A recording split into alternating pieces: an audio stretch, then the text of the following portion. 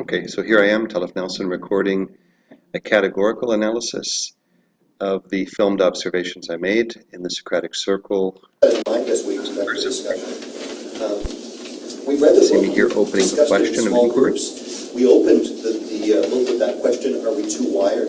And now, by the end of the book, I'm wondering, well, is this what I book notice is really good body language, eye contact. Does it actually affect readers in a significant way? Does it spark critical questioning, revolution? And I'm trying to rephrase the definition of subversive. All of the perspectives that you can bring as critical questioning. Maybe look at the yes side it is, the no side it isn't, somewhere in between. How can we look at this book? The New York Times book review says this book is subversive. Do you agree? For a few things, I'm just going to pause there that I notice after rephrasing it a third time, and it's a bit painful to see myself phrasing and rephrasing. I think my will is very strong here, but the level of engagement for the people in the inner circle does not look extremely high. There are some girls that look like they are attuned to the question, and some guys that look like they're tuned out. So I wonder if maybe there could have been a simpler question to get everybody talking, one that would maybe more immediately evoke a response from everyone. Here I retire and I allow the leadership to take place. Start with the yes side, because this is where Amalia takes over. It would be like the easier side to start. So how can it be subversive? What shows us that it is? If they said that it was, what can we say that? So she redefines it and takes the lead of the discussion. Talk about that, the yes side. I think we can talk about the fact that Violet is really against the feed and how bad it affects her, and how it shows that you have to take action. Here we have other young ladies taking on the definition. More and more the technology advances and brings new inventions, less and like. And here in the background you notice my critical friends who are colleagues in the department who are also listening in. Like the internet and everything makes us kind of feel things that we don't necessarily think like that. One thing you can see is that the guys in the outer circle are very attentive. They are also making observations in a quiet, discreet way. Certain things we're going to think like that because it's understanding. So you feel like people can think of their own like war, they just like search on the net. When Ariane starts to speculate author's intentions, the conversation moves up. More and more it's becoming like that. Another level.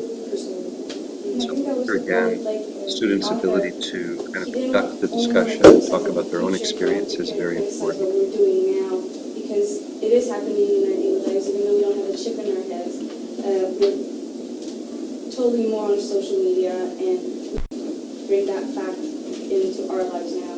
So basically he took like the reality of us with technology and just dramatized it. Yeah. To I say think he was trying to warn us so we can take action and we can change things now. because, like, for example, Violet, she did something to change the world, and like, but maybe it was too late, and now he's trying to tell us that. Again, more speculations on the author's intentions. Allow the circle a lot of freedom to explore the book. Now we see Amalia shifting the perspective. Maybe we could see how we could be like a no, how we could be not subversive. I have something that it kind of differs from what. This is a very effective move because she's trying to very deliberately to pick up on the goal of the conversation, which was to explore both sides of the issue of whether this novel, Feed by M.T. Anderson, was subversive or not subversive. So she's asking about the other side. But what I notice is the way the question gets easily kind of strangled or hijacked by well-meaning comments that are followed up here. I think that yes, it promotes, rebellion and stuff like that, but it shows it in a different way. Like, because Titus and Violet don't actually do stuff for the rebellion, they think they do, but it has like no effect really on society. And since when The student I'm mentioning is Dana is quietly formulating a new question regarding Violet as a rebel without any power or influence. Titus and Violet did in the book. So I think that's the way MTN, that's his name, encourages like rebellion and stuff more than by showing rebellion in Titus. He showed what could happen if you don't do anything, and it makes you want to do something. Also, we talked about how Titus was just overwhelmed, so he just decided to turn away and abandon Violet. I think Here we see Melanie making that hypothetical observation about how the novel could have been more dramatic, maybe even more subversive than it was. And what's interesting here, and you see me nodding in agreement, is that several people are able to pick up on it. So some students are able to actively explore this.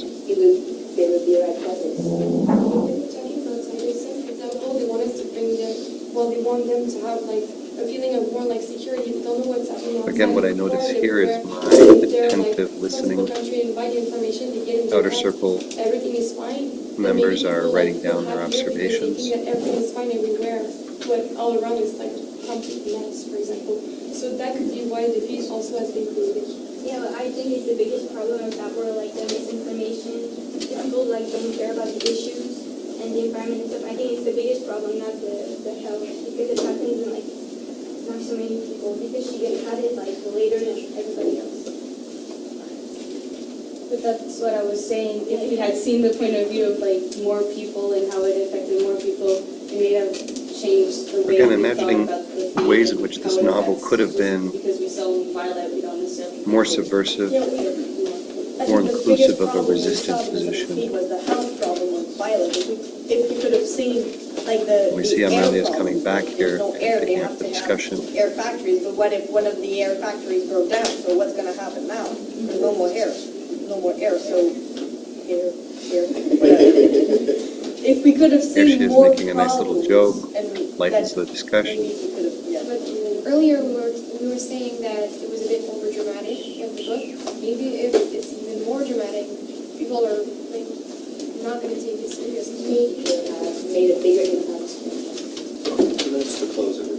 What can we take away from the exploration so far?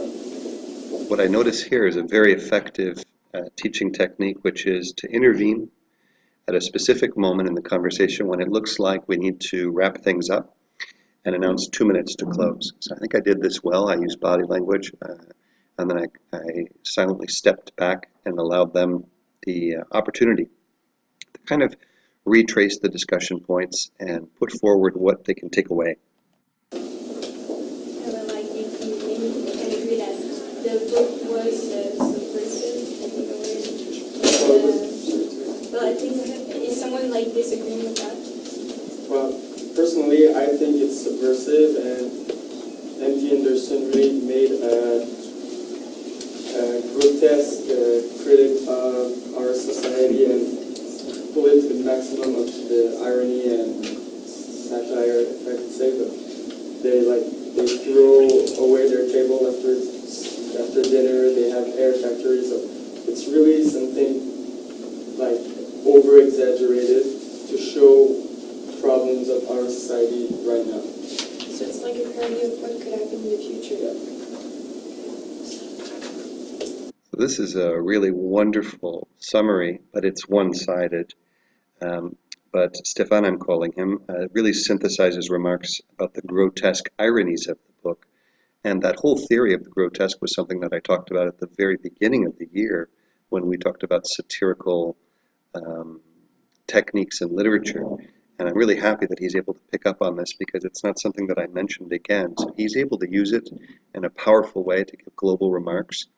And unfortunately, he doesn't really summarize the non-subversive side, but he does a very good job summarizing one side. So here is a place that I need to keep in mind. If somebody summarizes and only does half the job, well, it's my job then, if the outer circle doesn't remember that position, to actually summarize it.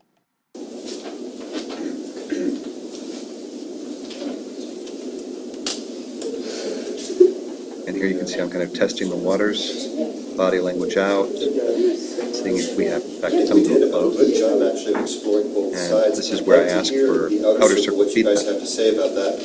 Did we explore enough issues? Did we have a balance of participants and perspectives, basically? So I'd like to hear your comments, but you may comment specifically on statements or participants that you noticed were So here I doing a noticed good really job. good guidance on my part of what I'm expecting from the outer circle.